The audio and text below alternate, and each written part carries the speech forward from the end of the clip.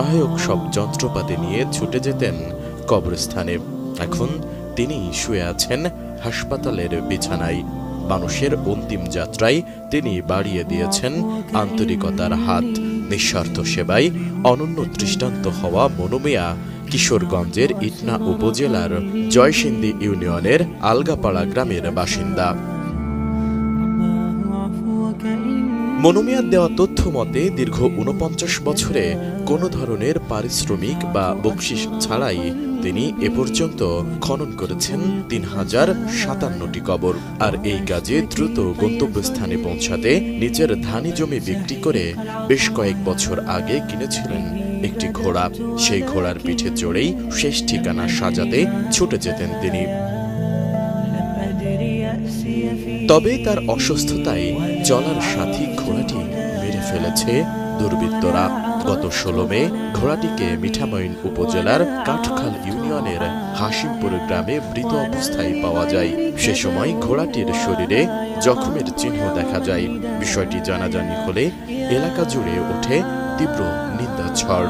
শুধু তাই নয়, ঘটনাটি সামাজিক যোগাযোগ মাধ্যমে অসংখ্য মানুষের হৃদয়ে দাগ কেটে যায়।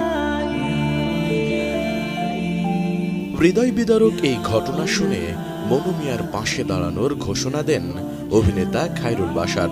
এক ফেসবুক পোস্টে তিনি জানান, মনু মিয়াকে তিনি একটি ঘোড়া কিনে দিতে চান। খায়রুল বাশার জানান, তার কবর খোঁড়ার আগ পর্যন্ত আল্লাহ যেন তাকে সুস্থ ও নিরাপদ রাখেন। সেই সঙ্গে তিনি আহ্বান জানান, যদি কেউ মনু মিয়ার সঙ্গে যোগাযোগ করিয়ে দিতে পারেন তাহলে তিনি চিরকৃতজ্ঞ থাকবেন। এরপর মনু মিয়ার সঙ্গে ফোন কলে কথা বলেন খায়রুল বাশার। কথোপকথনে তিনি আশ্বস্ত করেন খুব শিগগিরই হাসপাতালে তাকে দেখতে যাবেন। এরপর ১৯ মে রাতেই হাসপাতালে মনু মিয়ার সঙ্গে দেখা করেন খায়রুল বাশার। তার ঘোড়া কিনে দেওয়ার প্রস্তাবও জানান তিনি, কিন্তু মনু মিয়া সেই প্রস্তাবে রাজি হননি।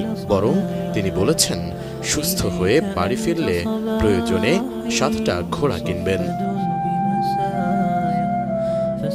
মনু মিয়ার সঙ্গে কথোপকথনের পর এক ফেসবুক স্ট্যাটাসে বিষয়টি তুলে ধরেন খায়রুল বাশার, যেখানে তিনি লিখেছেন, মনু চাচা দোয়া ছাড়া আর কিচ্ছু চান না আপনাদের কাছে।